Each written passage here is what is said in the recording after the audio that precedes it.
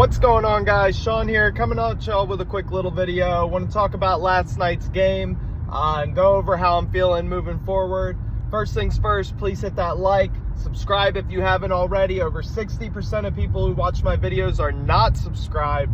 As DJ Eastwood would say, that is fraudulent behavior. Just hit the subscribe button. Even if I can't say it, you should still hit it, okay? Secondly, we're back. Back to daily videos again. Working it into my schedule. No more Wi-Fi issues. No more worried about, is it going to upload in time for the video to even be relevant? Blah, blah, blah, blah, blah. So we're back. We're back doing this again. So if you missed me, I'm back. If you're new to the channel, I'm not going anywhere this time, at least for a little while. And at this point, I'll be able to tell you guys if there's going to be breaks and gaps in the coverage. All right, enough of that. Let's move on with the video. Let's talk Eagles Commanders. First, I'm just going to rattle off a couple observations off the top of my head. No particular order. This is just how I'm remembering it on the way to work this morning. I haven't even rewatched the game. It was late. I was tired. I was not paying attention well. So if there's anything wrong or whatever, just correct me. And when I do my video later this week, I'll have a little bit better details for you guys. First things first that I want to talk about, Jake Elliott could not hit anything to save his life. He was like 2 for 4, I think, at the end, and a missed extra point. I don't know what the hell happened to Jake. I don't know if he got a little too drunk Wednesday night, or maybe there's a Thursday night curse around him or something. But he very well could have cost us this game. Had it not been for our defense playing unbelievable last night, outside of one drive, defense has just been unbelievable, lights out, absolutely amazing. I cannot say enough about Quinyon Mitchell, Cooper DeJean, Reed Blankenship, CJGJ. The linebackers, I think Bond had probably one of his worst games yesterday, and I think that's exactly why you don't extend him after, a big game. You want to wait, you want to see the full season of work, you want to see him at his best and his worst. He definitely still played well last night. He was all over the place last night. It just seemed like there were a couple things that, mistakes he made that he doesn't normally make. So, it was definitely interesting to see that. Nakobe Dean, kind of a quiet night. I don't really remember seeing too much from Nakobe, which at the linebacker position, that's probably a good thing. So, Jalen Carter, I'm pretty sure he played 100% of the game. I don't remember not seeing 98 on the field one time. If I'm wrong there, correct me. But I do not think he came off the field. I felt like every play I saw 98. And not only did I see 98, I saw him wrecking whoever was in front of him. It was a masterclass. I mean, Jalen Carter, he was so good coming out of college.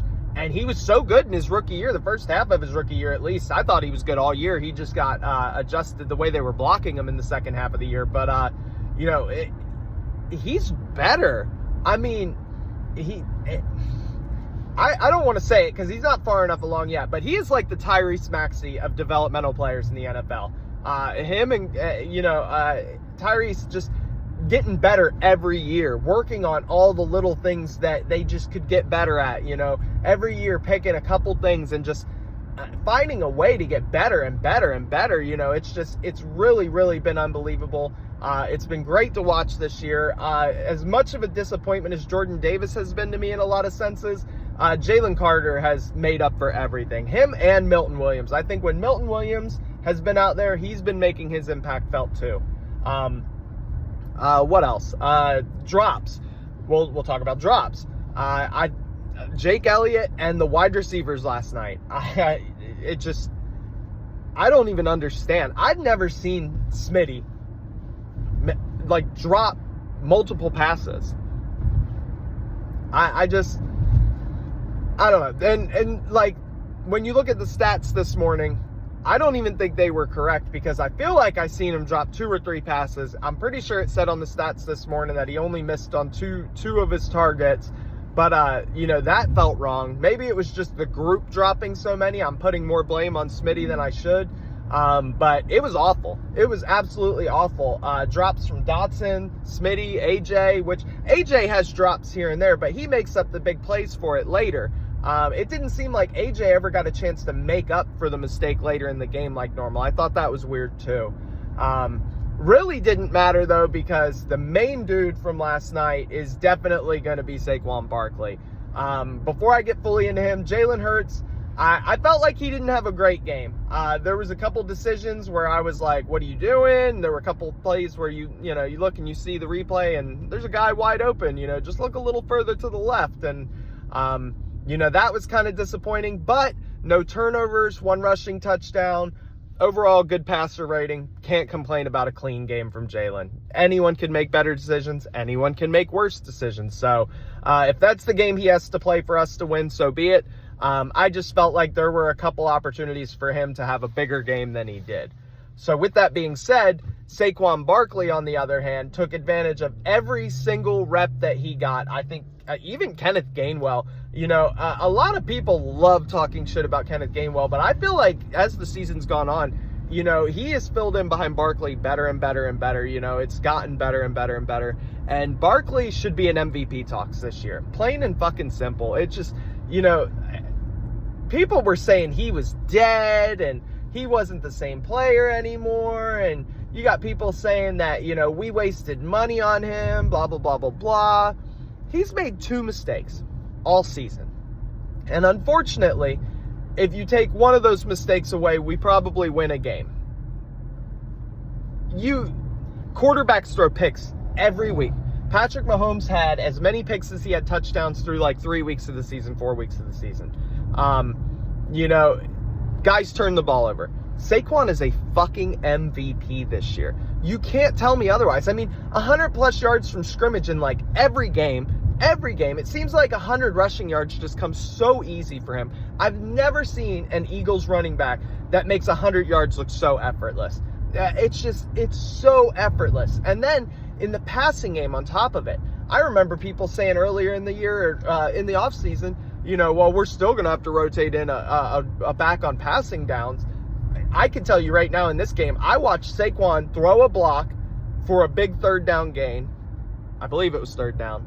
I watched him catch at least 1 or 2 balls out of the backfield for conversions, for 1st downs. He's everywhere. He does everything. You can't ask for a better running back right now. You just can't. Some guys might have better numbers because they're getting more opportunity. The offenses run through them. That might be the plan of the team, to get the ball ran, run the ball. So, you cannot trust the numbers. But if you turn on the tape and you watch these games, watch someone other than Saquon and then come back and watch Saquon and tell me he's not an MVP. You really can't tell me right now. He has to be in the discussion. He won this game tonight, through the wide receiver drops, Jake Elliott not being able to hit water if he fell out of a boat. Saquon and the defense are the team right now. Now, don't get it twisted. Jalen is still Jalen. Over the past 5-6 games, Jalen has been unbelievable, and I wouldn't trade him for anybody else in the league. I really wouldn't, okay?